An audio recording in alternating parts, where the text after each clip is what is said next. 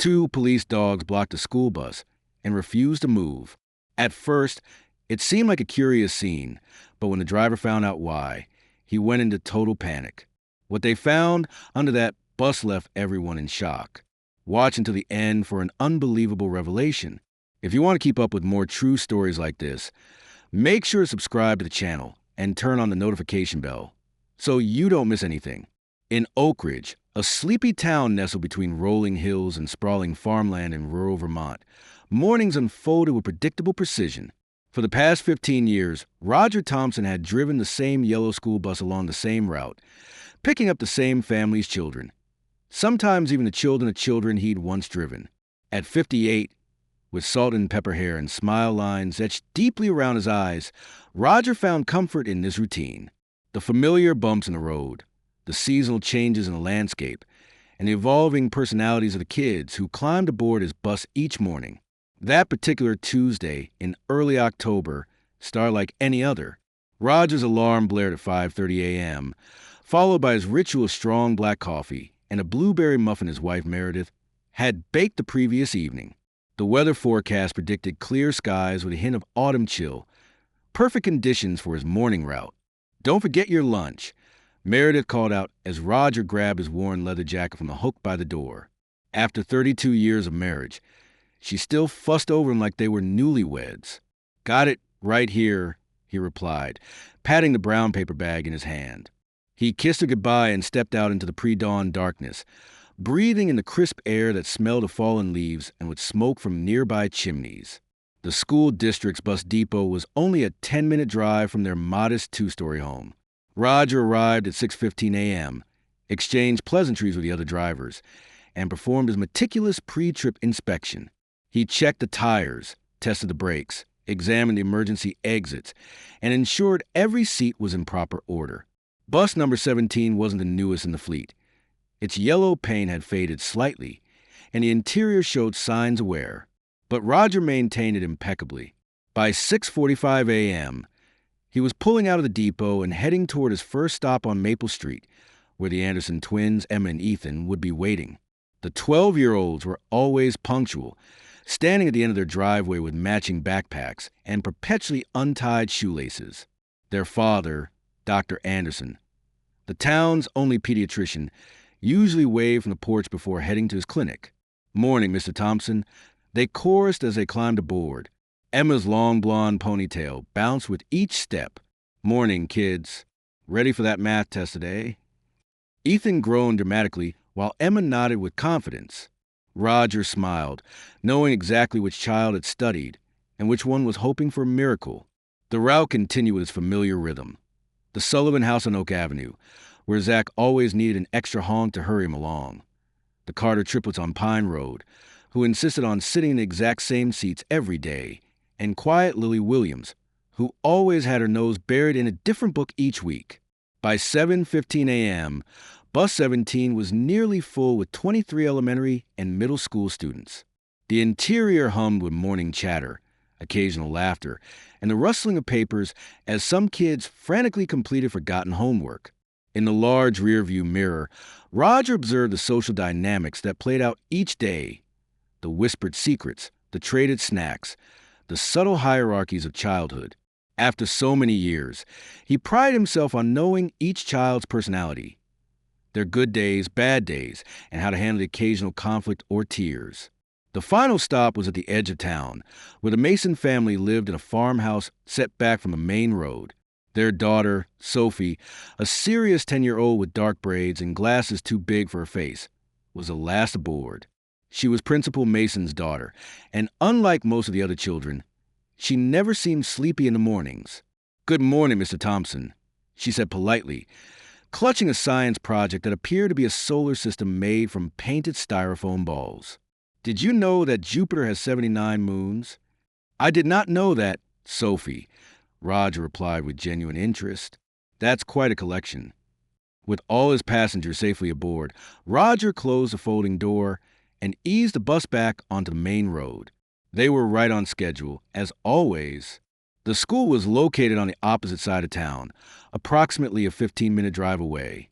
The route took them to the town center, Past the library with its colonial architecture, the diner where locals gathered for gossip over coffee, and the town hall, where Roger's wife worked as an administrative assistant. The familiar landmarks slipped by as Bus 17 rumbled along. Roger instinctively slowed down as they approached the railroad crossing, though the old tracks hadn't seen a train in over a decade. He navigated around the pothole on Willow Street that the town council perpetually promised to fix. He waved at Sheriff Jenkins, who stood outside the police station sipping from a travel mug. The children had settled into their morning routines. Some dozed against the windows, others whispered quietly with seatmates, and a few were frantically flipping through textbooks or scribbling in notebooks. The older ones were sneaking glances at their phones despite the school's strict policy against using them on the bus.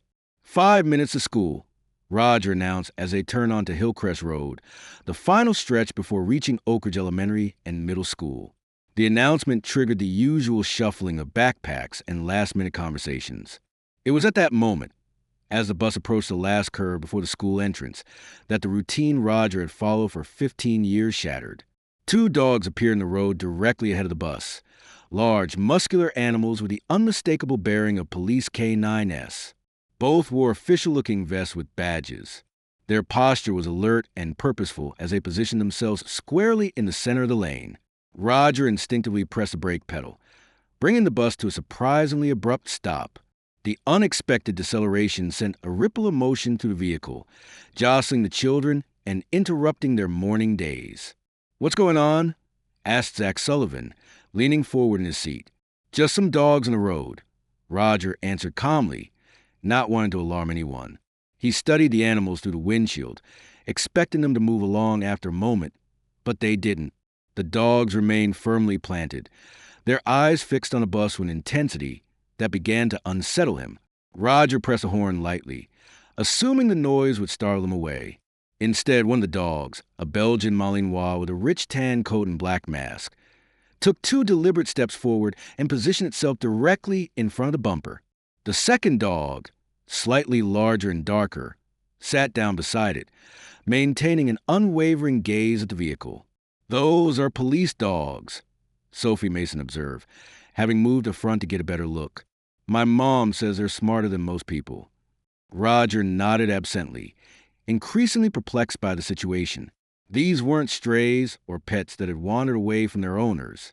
The animals displayed a clear intentionality that he couldn't ignore. Something about their behavior suggested they weren't simply confused or lost. They were actively preventing the bus from moving forward. Murmurs spread through the bus as more children became aware of the unusual delay. Some pressed their faces against the windows, curious about the K9 roadblock. Others remained oblivious, still chatting or completing homework. "Maybe I should check it out," Roger said more to himself than to Sophie, who had remained standing near the driver's seat. "Everyone stay seated, please. I'll just be a moment." He opened the folding door and stepped down onto the asphalt. The morning air had warmed slightly, but Roger barely noticed as he cautiously approached the dogs. He held his palm out in a calming gesture, the way he'd seen animal handlers do. The tan Belgian Malinois let out a low warning growl as Roger approached. He stopped immediately, recognizing the sound for what it was, not aggression, but a clear communication to keep his distance. The darker dog barked once, sharp and authoritative. Its gaze was fixed not on Roger, but on the undercarriage of the bus. "Easy there," Roger said softly, taking a cautious step back. "What's got you 2 so worked up?" He circled around the bus, maintaining a respectful distance from the dogs, who tracked his movement with unwavering attention. Roger examined the vehicle's exterior, but saw nothing unusual, just a familiar weathered yellow paint, slightly dusty from the country roads, and the black lettering of Oak Ridge School District along the side. Yet, the dogs remained focused, almost as if they were protecting the bus from some invisible threat. Inside, the children had abandoned any pretense of remaining seated. They pressed against the windows, their breath fogging the glass as they watched the unfolding scene with growing excitement. "Are those really police dogs?" asked Emma Anderson, her math test suddenly forgotten. "Yeah, they look like the ones Officer Wilson brought for career day," replied Zach Sullivan. "But where's their handler?" Sophie Mason, still standing near the driver's seat despite Roger's instructions, pulled out her phone. "I'm calling my mom. She'll know what to do." The commotion inside the bus increased as the children's initial curiosity transformed into a mix of concern and thrill at the unexpected break in routine. Some of the younger ones had begun to whisper about being late for school, while the older kids seemed perfectly content with the delay. Roger made another attempt to approach the dogs, this time with firmer steps and a commanding voice. "Move along now," he called, stamping his foot slightly against the pavement. Instead of retreating, the tan Malinois rose and approached the side of the bus, placing his front paws against the metal and scratching insistently, as if trying to indicate something specific. The action sent a chill down Roger's spine. In 15 years of driving, he'd encountered many roadblocks, fallen trees, minor fender benders, even the occasional wandering cow. But never anything like this. "Mr. Thompson," Sophie called from the open door of the bus. "My mom's on her way. She says don't move the bus." Roger nodded, returning to the vehicle with a growing sense of unease. As he climbed back aboard, he noticed several parents had begun calling their children, alerted by the rapid-fire text messages kids had been sending since the stop. "Everyone stay calm," Roger announced, trying to maintain order. "We've got a bit of a situation with some police dogs. Principal Mason is on her way, and we'll sort this out shortly." The mention of police dogs sent a fresh wave of excited chatter through the bus. Some children began spinning elaborate theories, from escaped prisoners to hidden treasures beneath the road. Roger half listened to their theories while keeping his eyes fixed on the dogs, who hadn't moved from their positions. Just as the noise level inside the bus reached its peak, a silver SUV pulled up behind them. Principal Catherine Mason emerged, her expression a mixture of concern and confusion.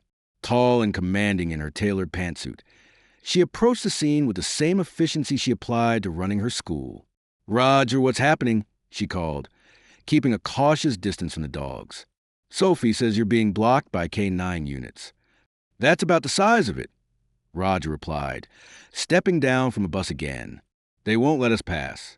Acting mighty strange, if you ask me, like they're trying to tell us something." Catherine studied the animals, her brow furrowing. "I recognize them," she said slowly. "They were here last week with their handlers. The police department did a safety demonstration for the kids." She pulled out her phone. "I'm calling Sheriff Jenkins. This isn't normal." As she made the call, more parents began arriving, having heard about the delay through the small-town grapevine. They clustered at a safe distance, watching the scene with growing concern. Catherine's conversation with the sheriff was brief but intense. When she hung up, her expression had grown more serious. "He's sending units right away. Says we should keep everyone on the bus for now." Roger nodded, climbing back aboard to relay the information. The children, sensing the adults' growing concern, had quieted somewhat, though their eyes remained wide with curiosity and a touch of apprehension. "Is everything okay, Mr. Thompson?" asked Lily Williams, the quiet bookworm who rarely spoke up. Roger forced a reassuring smile. "Just fine, Lily. We're having a bit of an unexpected delay. The sheriff is coming to help with our K9 friends out there." Within minutes, the wail of sirens cut through the morning air, and 2 police cruisers pulled up behind Catherine's SUV. Sheriff Mike Jenkins stepped out of the first vehicle, followed by Deputy Lisa Ramirez from the second. Officer Ben Wilson, the department's K9 handler, instantly recognizable to many of the children from his school visits, emerged. The moment Officer Wilson appeared, both dogs' demeanor changed subtly. Their posture remained alert, but there was recognition in their eyes. The darker dog gave a short bark as if acknowledging a colleague. "Those are yours, Ben?" Sheriff Jenkins asked, surveying the scene. Officer Wilson shook his head, frowning. "No, sir. Those are Ajax and Scout from the county unit. They were part of the demonstration last week, but they're not supposed to be here today." He approached slowly, hand extended. "Ajax, Scout. Stand down." The dogs acknowledged him with brief glances, but didn't move from their positions. If anything, Ajax, the tan Malinois, seemed more insistent, scratching at the side of the bus again and whining. "I've never seen them act like this," Officer Wilson said, turning to the sheriff. These are highly trained animals. Something's wrong. The gravity in his voice changed. The atmosphere instantly shifted. Sheriff Jenkins straightened, his hand instinctively moving to rest on his holster. Roger, have you noticed anything unusual about the bus this morning? Anything at all? Roger shook his head. Nothing. Mike, I did my usual inspection before leaving the depot. Everything checked out fine. Sheriff Jenkins nodded thoughtfully. Ben, what do you think they're alerting to? Officer Wilson watched the dogs carefully. Hard to say without their handler, but given where they're focusing, he crouched down, examining the underside of the bus from a distance. I'd say something underneath. They're not acting aggressive. They're in protection mode. Catherine Mason had been listening intently to this exchange. Should we evacuate the children? She asked quietly. The question hung in the air for a moment before Sheriff Jenkins nodded. As a precaution, yes. Better safe than sorry. He turned to Deputy Ramirez. Lisa, call for backup and set up a perimeter. Get the County K-9 unit on the line. We need to find out why these dogs are here and not with their handler. Deputy Ramirez nodded and returned to her cruiser to make the calls. Roger, the sheriff continued.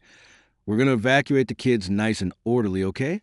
Have them come out the front door and move them over to the field away from the road. Roger nodded, climbing back into the bus where 23 pairs of eyes immediately focused on him. The children had gone unusually quiet, sensing the shift in mood outside. All right, everyone, Roger announced, keeping his voice steady and calm. We're going to exit the bus in an orderly fashion, just like we practice in our drills. Leave your backpacks and project behind. You can get them later. Is something wrong with the bus, Mr. Thompson? Asked Ethan Anderson, his usual bravado replaced by concern. Just a precaution, Roger assured him. The police want to check something out, and they need us to clear the area. As the children began filing out, Catherine Mason and Officer Wilson organized them into a group and led them toward the open field beside the road. Parents who had gathered rushed forward, some taking their children immediately, others staying to help with the evacuation. Roger was the last to exit the bus, taking a final count to ensure no one had been left behind. As he stepped onto the asphalt, he found Sheriff Jenkins waiting for him. The County K-9 unit is on their way, the sheriff said quietly, and I've called in the state police bomb squad as a precaution. Roger felt his stomach drop. Bomb squad. Mike, you really think? I don't know what to think, Sheriff Jenkins interrupted. But those dogs are telling us something, and I'm inclined to listen. They've got instincts we don't. The words had barely left his mouth when the radio on his belt crackled to life. Deputy Ramirez's voice came through clearly. County K-9 supervisor just arrived. Says Ajax and Scout were in their kennel at 5 a.m. when he checked, but were reported missing during shift change at 6 o'clock. They've been looking for them. Sheriff Jenkins exchanged a worried glance with Roger. So they came here on their own? Looks that way, Deputy Ramirez confirmed. As this information sank in, a large black SUV with county markings pulled up. A tall man in a tactical uniform jumped out, immediately approaching Ajax and Scout. The dogs acknowledged him with brief tail wags, but didn't abandon their positions. Sergeant Miller, County K-9. The man introduced himself with a quick handshake. What the hell are my dogs doing here? That's what we'd like to know, Sheriff Jenkins replied. They've been walking this school bus, acting like they're alerting to something underneath. Sergeant Miller's expression hardened. These are dual-purpose K-9S, narcotics and explosives detection. If they're both showing this kind of focused alert, he didn't finish the sentence. The word explosives hung in the air like a physical presence. Though Sergeant Miller had been careful to keep his voice down, Roger felt his heart pounding against his ribs as the reality of the situation began to crystallize. State Police Bomb Squad is already en route, Sheriff Jenkins said, his voice steady despite the tension etching lines around his eyes. ETA 15 minutes. Sergeant Miller nodded. His attention shifted back to Ajax and Scout. Until then, he said, let's get a better idea of what we're dealing with. He approached his dogs, issuing a series of hand signals that seemed to assure them they remained fixed in their positions. But the dogs appeared less agitated in their handler's presence. News of the unfolding situation spread through Oak Ridge with remarkable speed. More parents arrived at the scene, some demanding information, others quietly gathering their children and retreating to a safe distance. Principal Mason had established a makeshift assembly area in the field, keeping the students organized while attempting to maintain an atmosphere of calm. "I need everyone to move back another 100 yards," Sheriff Jenkins announced, his authoritative voice carrying across the growing crowd. "Deputy Ramirez will establish a safety perimeter. Please cooperate fully." As the crowd grudgingly complied, Roger found himself standing beside Catherine Mason at the edge of the field. "I can't wrap my head around this, Kate," he said quietly. "I've driven that route 1,000 times. Same stops, same kids." Catherine nodded, her gaze fixed on the yellow bus that now sat abandoned on the road, surrounded by an expanding ring of emergency vehicles. As more responders arrived, she hesitated before asking, "Do you think someone could have?" She couldn't bring herself to finish the sentence. "I don't know," Roger replied honestly. "The bus was in the depot all night. We have security cameras, but they don't cover every angle." Their conversation was interrupted by the arrival of a sleek black truck with State Police Special Operations emblazoned on its side. Four officers in tactical gear emerged immediately, conferring with Sheriff Jenkins and Sergeant Miller. The lead officer, a stocky man with salt and pepper hair cropped close to his scalp, introduced himself as Lieutenant Pierce. His team moved with practiced efficiency, unloading equipment from the truck while establishing a command center nearby. "We'll need a complete history of the bus," Lieutenant Pierce said, approaching Roger. "When it was last serviced, who had access, any unusual occurrences in recent weeks?" Roger provided what information he could, his mind racing through the routine events of the past month. Nothing stood out as suspicious until there was a new mechanic at the depot last week. He remembered suddenly. "Young guy. Said he was a substitute for Jim Parker, who's out with back problems. He did routine checks on several buses, including mine." Lieutenant Pierce's expression remained neutral, but he made a note in his small black notebook. "Name?" he asked. "Reynolds. I think it was Tyler or Taylor Reynolds." The lieutenant nodded. "We'll look into it. In the meantime, we're going to conduct a preliminary inspection using our remote equipment." As Lieutenant Pierce rejoined his team, Roger found himself drawn into a group of anxious parents, all demanding answers he didn't have. Their questions blended together in a cacophony of worry. How could this happen in our town? Who would target a school bus? Are our children safe? Principal Mason stepped in, her administrative experience evident in how quickly she took control of the situation. "Everyone, please," she called, her voice firm. "The authorities are handling this with the utmost caution. Our priority right now is keeping the children calm and safe." Across the field, Roger could see the children gathered in small groups. Some were sitting on the grass, others standing in huddles. The older ones had their phones out, undoubtedly sharing real-time updates on social media, while teachers who had arrived from the nearby school tried to distract the younger students with impromptu games and stories. The bomb squad had begun their work, deploying a small track robot equipped with cameras and sensing equipment. The machine made its way slowly toward the bus, its mechanical arm extending to examine the undercarriage. Time seemed to stretch as everyone watched the robot's methodical inspection. Parents huddled together, some praying quietly, others making hushed phone calls to relatives. The usually bustling school entrance stood eerily empty, with yellow police tape fluttering in the light breeze. Finally, after what felt like hours, but was actually just 40 minutes, Lieutenant Pierce approached Sheriff Jenkins with a tablet displaying the robot's findings. Their conversation was intense but brief. The sheriff's expression remained grave as he turned to address the waiting crowd. "I want to thank everyone for their patience and cooperation," he began, his voice projecting authority and calm. "The state police technical team has completed their initial assessment and found what appears to be a device attached to the underside of the bus, near the fuel tank." A collective gasp rippled through the crowd, followed by a tense silence. "I want to emphasize that we're taking every precaution," Sheriff Jenkins continued. "At this time, we're establishing a wider safety perimeter and will be evacuating everyone to high school gymnasium, which is approximately half a mile from this location." The announcement triggered a flurry of activity as parents gathered their children and began moving toward their vehicles.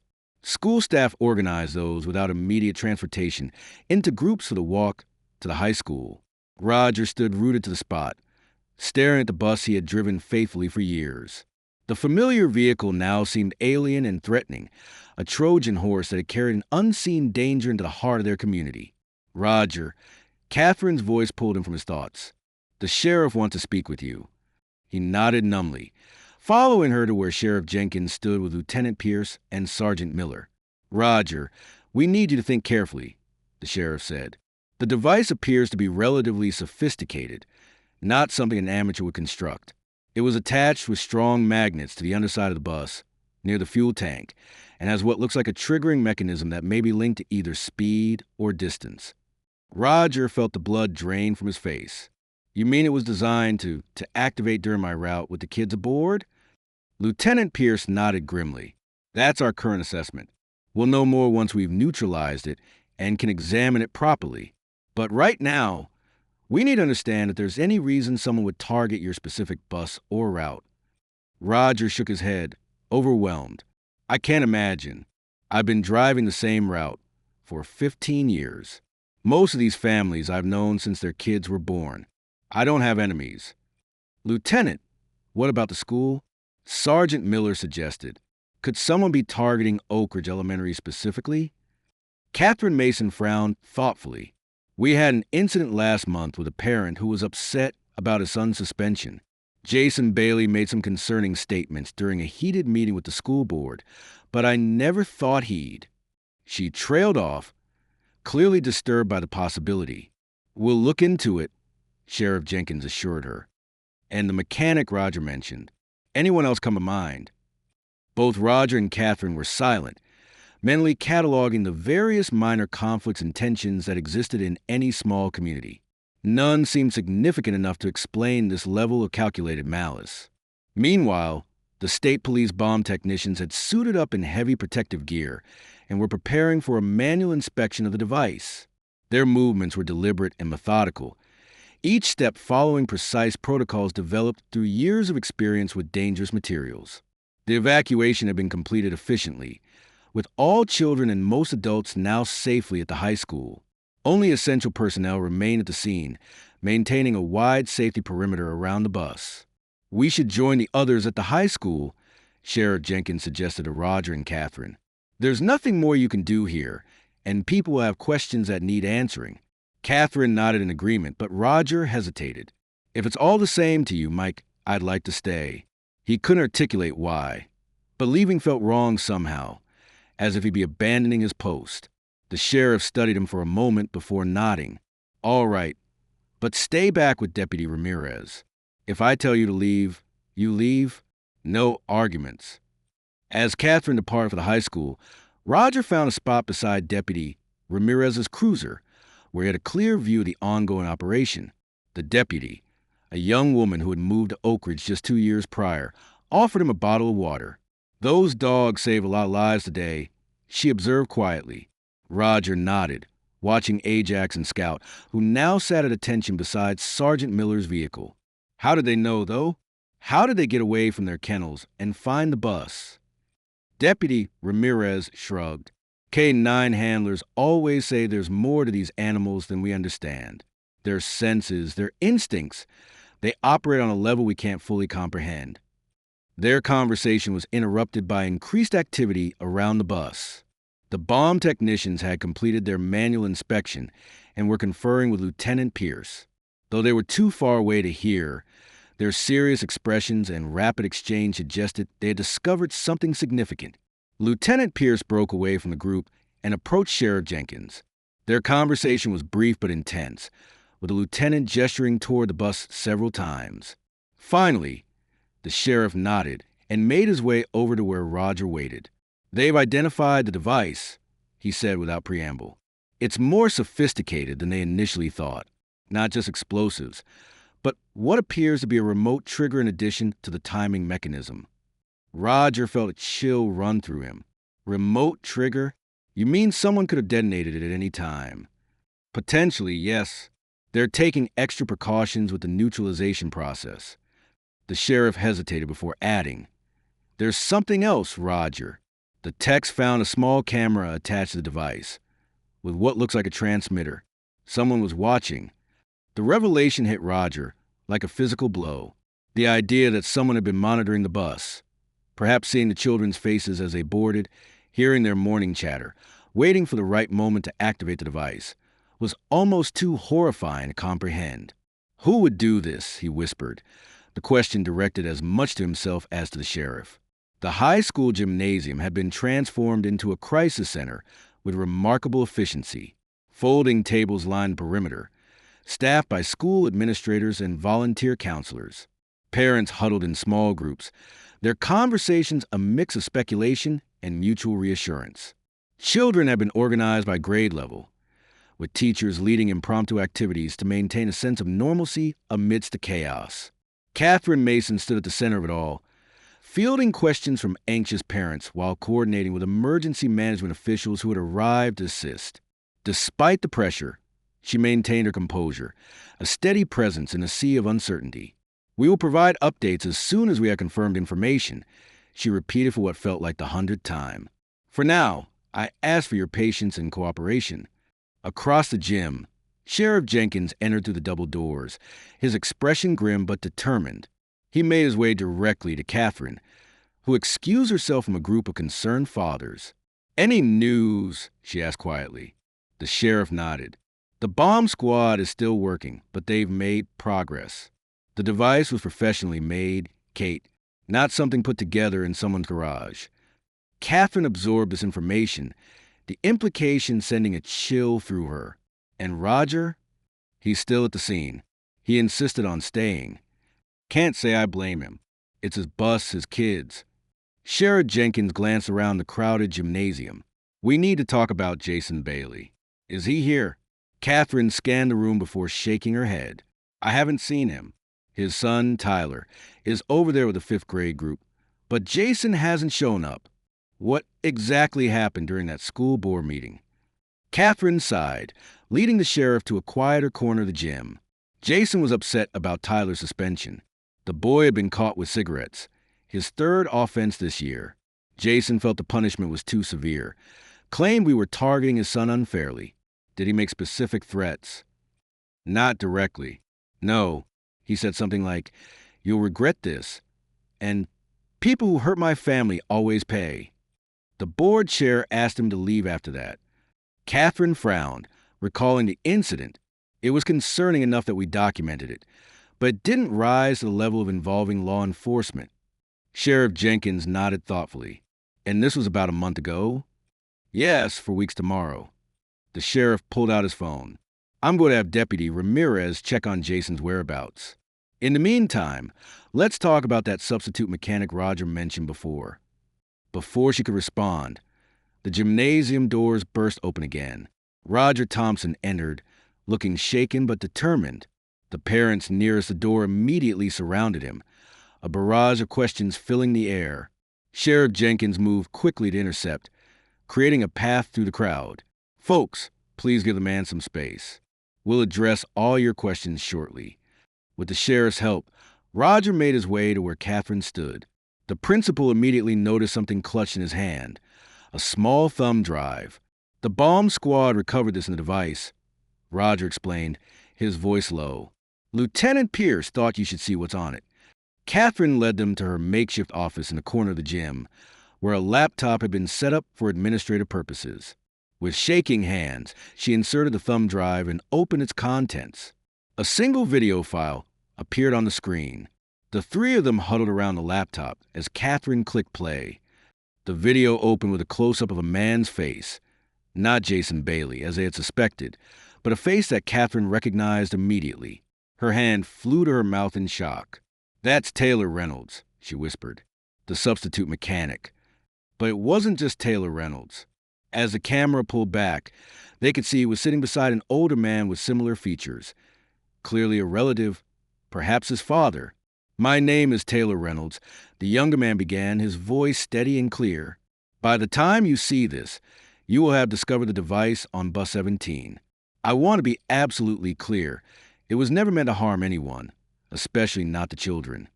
Roger and Sheriff Jenkins exchanged confused glances as the video continued. The device contained no actual explosives, only enough electronic components to appear dangerous upon inspection.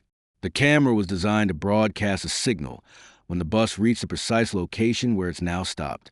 The older man beside him spoke up, his voice ruffled with age. I am Harold Reynolds, former chief mechanic for Oak Ridge School District. 18 months ago, I discovered critical structural flaws in several buses, including number 17. I reported these findings to the school board and the transportation director, who was then Lisa Chambers. Catherine nodded slowly, recognition dawning. I remember this. Harold was let go shortly after. There was some dispute about his findings. In the video, Harold continued, my reports were dismissed as exaggerated and alarmist. Lisa Chambers claimed I was trying to secure a larger maintenance budget by inventing problems. I was terminated after pressing the issue, labeled as difficult and unreliable. Harold's expression hardened on screen. 2 months after my dismissal, a bus in the Westfield district, one with identical structural issues I had identified, experienced a catastrophic brake failure. The driver managed to stop it by steering into an embankment. Thankfully, no children were seriously injured, but the incident was quickly hushed up to avoid liability questions. Taylor picked up the narrative. My father has been trying to get someone to listen for over a year.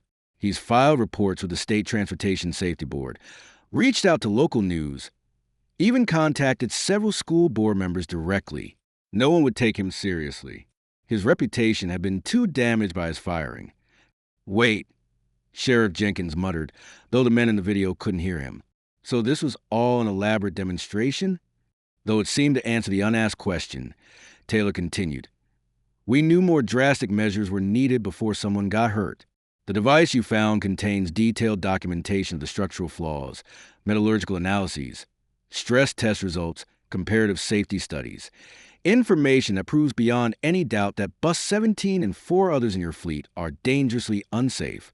Harold leaned forward, his eyes intense. The specific issue is a hairline fracture in the main chassis support beam, directly beneath the fuel tank. Under normal conditions, it might hold for years. But one good pothole, one sharp turn taken too quickly. He didn't finish the sentence. But why involve the dogs? Catherine whispered. Again, the video seemed to anticipate their questions. Taylor explained, Ajax and Scout weren't part of our original plan. They were involved in a demonstration at the school last week, during which we were setting up the device. Something in the electronic components or the adhesives we used must have registered to them as suspicious. They actually found us working under the bus after hours and started barking. We barely got away. The fact that they broke out of their kennel and came directly to the bus this morning is unexpected, Harold admitted. We knew the device would be discovered when the bus reached this location. The signal would trigger and alert authorities. The dogs accelerated our timeline, but ultimately helped ensure no one was at risk. Roger sat back, stunned by these revelations. So, there was never any danger to the children. Sheriff Jenkins shook his head. The danger wasn't from their device. It was from the bus itself. On screen, Taylor held up several technical diagrams. These documents prove the structural compromise. We've included the names of 3 independent inspectors who can verify our findings. We're surrendering ourselves to authorities immediately after making this recording, and will accept whatever legal consequences come from our actions. Harold's weathered face softened slightly. We couldn't stand by and watch another accident happen, possibly with more tragic results. Sometimes you have to force people to see what they don't want to see. The video ended abruptly, leaving the 3 viewers in stunned silence. Catherine was the first to speak. Do you think it's true about the structural flaws? Sheriff Jenkins frowned thoughtfully. The bomb squad found exactly what they described. A device designed to look dangerous but containing no explosives. And those dogs, he shook his head in amazement. They somehow knew something was wrong with that bus, enough to break out of their kennel and block it from continuing its route. Roger ran a hand over his face, suddenly looking much older than his 58 years. All this time, I've been driving those kids in a vehicle that could have. He couldn't finish the sentence. We need to inform the district superintendent immediately, Catherine said, already reaching for her phone, and arranging for emergency inspections of all the buses in our fleet. At that moment, Lieutenant Pierce entered the gymnasium, quickly spotting their group and making his way over. "Sheriff, we've taken 2 men into custody," he reported. "They turned themselves in at the station about 20 minutes ago. Identified themselves as Harold and Taylor Reynolds." "We know," Sheriff Jenkins replied, gesturing to the laptop. "They left us quite the explanation." Lieutenant Pierce nodded. "We've also begun a preliminary inspection of the bus's undercarriage, focusing on the area the device was attached to. Our technicians have already identified what appears to be a significant structural compromise, exactly as described in their documentation." Roger felt a chill run through him. All those pothole-filled back roads I've been driving. His voice trailed off as he contemplated how close they might have come to disaster. Catherine placed a steadying hand on his shoulder. "The important thing is we know now. We can address it before anyone gets hurt." Sheriff Jenkins turned to Lieutenant Pierce. "What charges are we looking at for the Reynolds?" The lieutenant shrugged. "That's for the DA to decide. Creating a false bomb threat is serious, but given the circumstances and their immediate surrender, it's complicated." "I'll testify on their behalf," Roger said suddenly, surprising himself at the firmness of his conviction. "They were trying to save lives, mine included." "We should tell everyone what's happening," Catherine suggested, looking out at the gymnasium full of anxious families. "They deserve to know the truth." Sheriff Jenkins nodded in agreement. "Lieutenant, would you mind joining us? People will have questions about the technical aspects." As they prepared to address the crowd, Roger found himself thinking about Ajax and Scout, the 2 Belgian Malinois whose extraordinary actions had set these events in motion. Their instincts, their determination to protect, had potentially saved dozens of lives. "What about the dogs?" he asked suddenly. "What happens to them?" Sergeant Miller, who had just entered the gymnasium, overheard the question. "They'll be going back to duty after a thorough checkup," he assured Roger. "Though I might suggest they deserve an extra treat or two in their dinner tonight." Catherine smiled for what felt like the first time in hours. "I think we can arrange something better than that. How would Ajax and Scout feel about becoming honorary members of the Oak Ridge Elementary Safety Patrol?" 3 weeks later, the Oak Ridge Elementary School gymnasium was once again filled to capacity, but under vastly different circumstances. Colorful banners decorated the walls, and rows of folding chairs faced a small stage at one end of the room.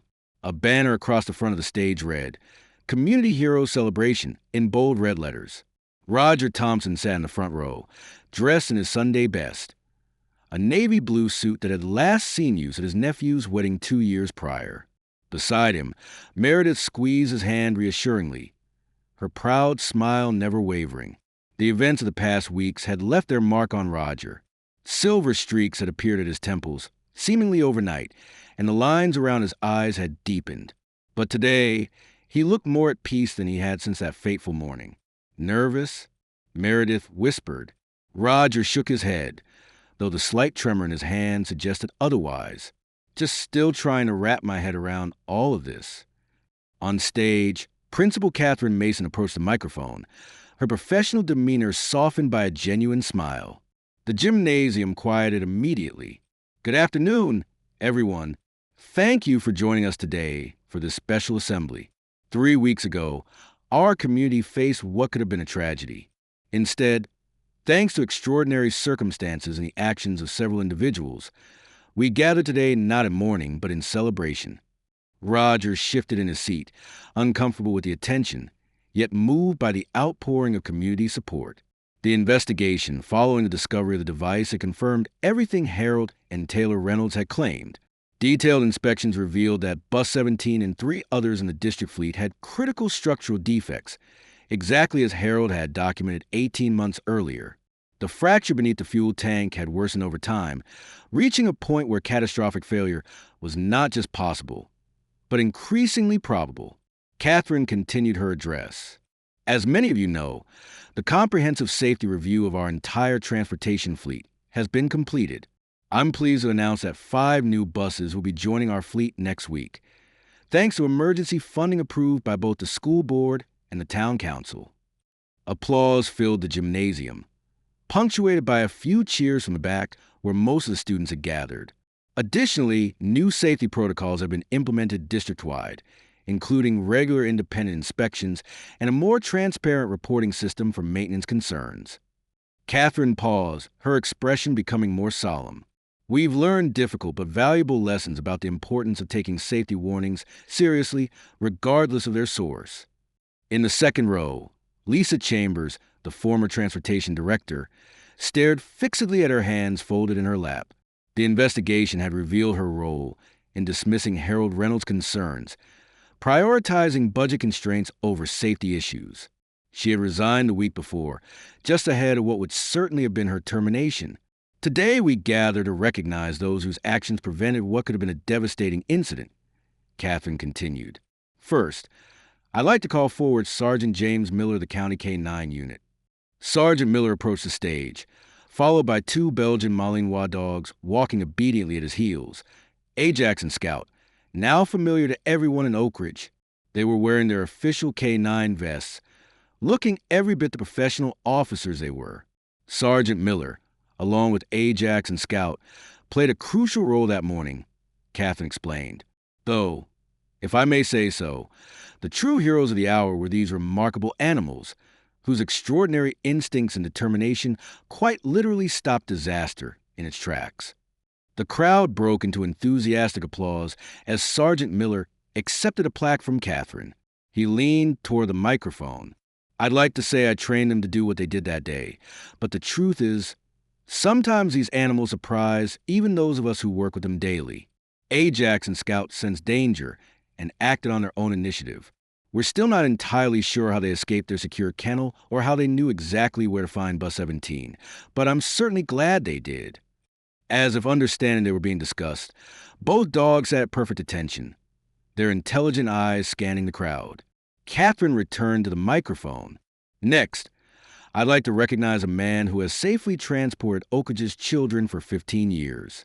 His quick response and cooperation with authorities that morning ensured everyone remained safe. Our very own Roger Thompson. The applause was thunderous as Roger rose, somewhat shakily, to his feet. Meredith gave him a gentle nudge toward the stage, her eyes shining with unshed tears of pride. Roger climbed the steps slowly, overwhelmed by the standing ovation he received. Children were whistling and cheering, parents calling out thanks. He accepted a plaque from Catherine, staring at it in bewilderment before approaching the microphone.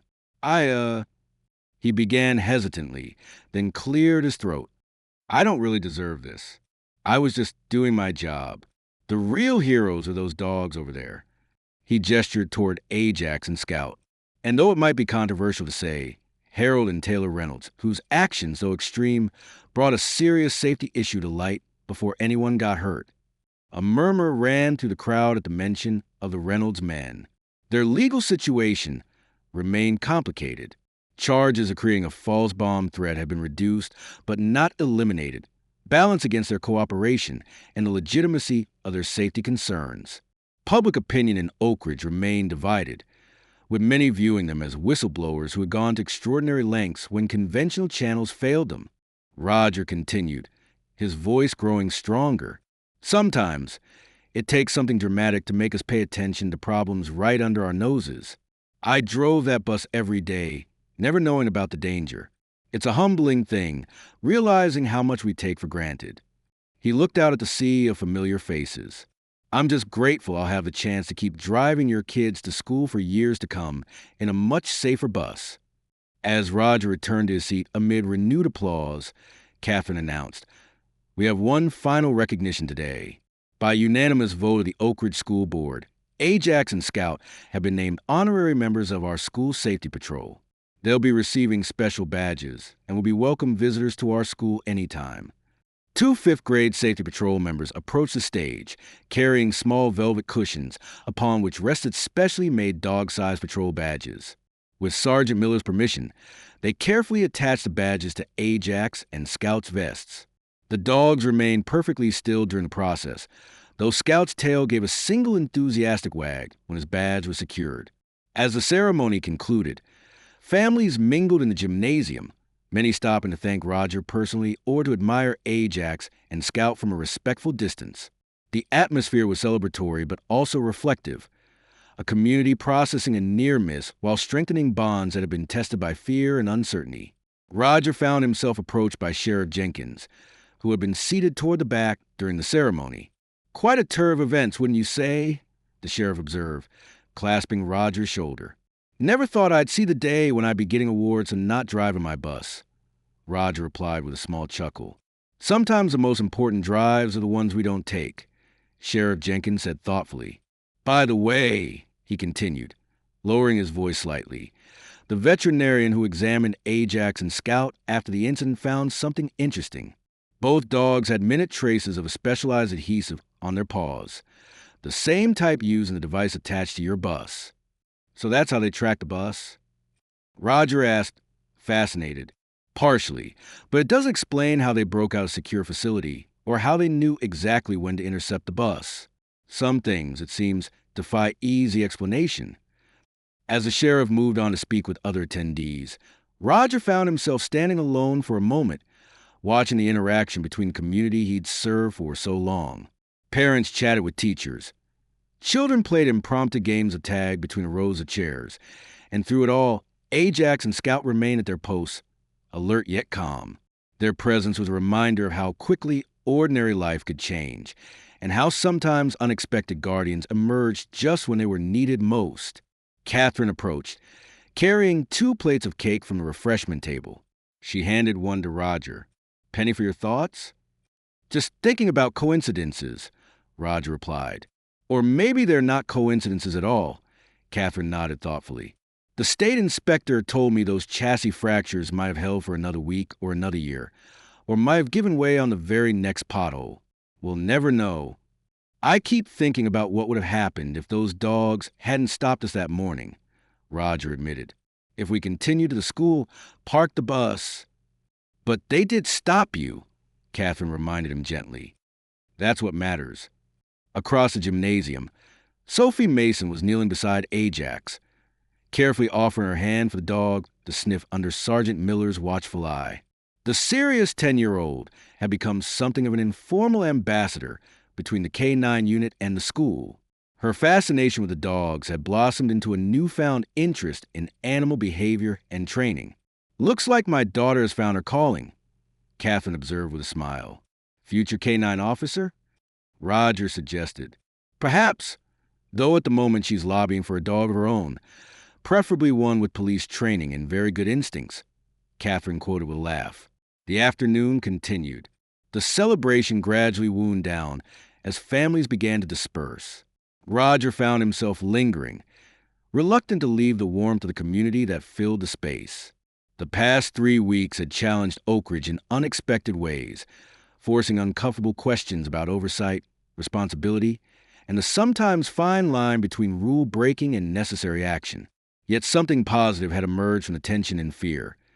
A renewed commitment to collective safety, a recognition that sometimes the most important warnings come from unexpected sources, and a deeper appreciation for the complex bonds between humans and the animals who share their lives.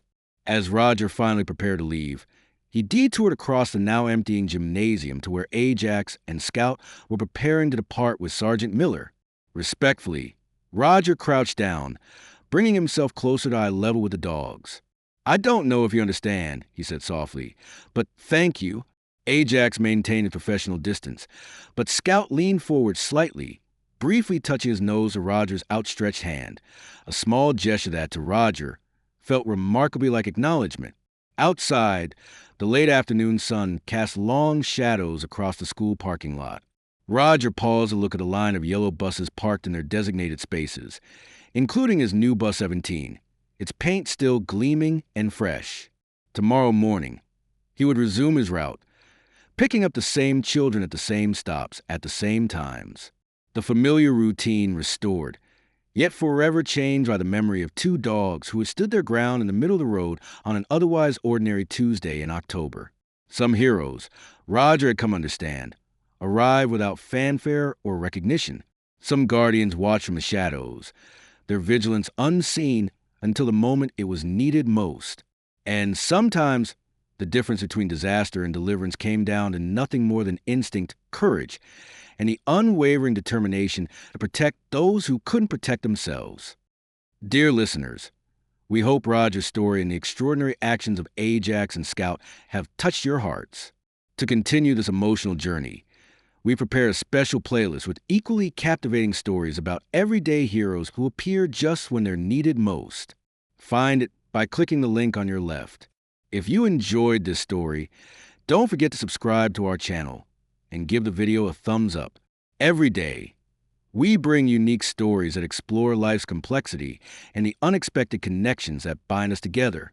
Don't miss our upcoming content, where we'll explore more tales of courage, intuition, and the remarkable bonds between humans and animals. We look forward to reading your comments below.